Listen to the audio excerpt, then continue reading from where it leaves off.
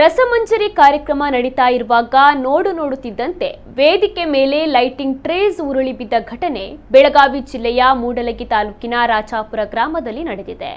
ವೇದಿಕೆ ಮೇಲಿದ್ದ ರಾಜ್ಯಸಭಾ ಸದಸ್ಯ ಈರಣ್ಣ ಕಡಾಡಿ ಅದೃಷ್ಟವಶಾತ್ ಅವಘಡದಿಂದ ಪಾರಾಗಿದ್ದಾರೆ.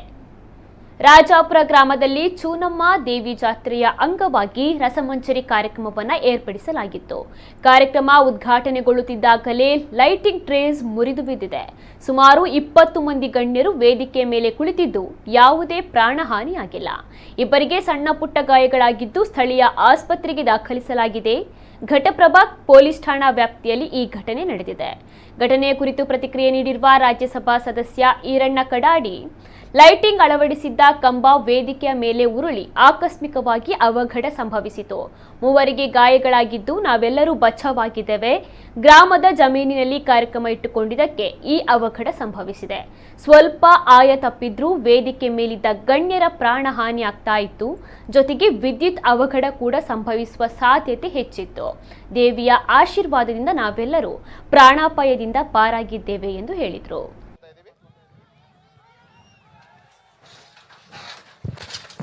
ವಿನಂತಿಯನ್ನ ಮಾಡ್ಕೊತಾ ಇದೀವಿ.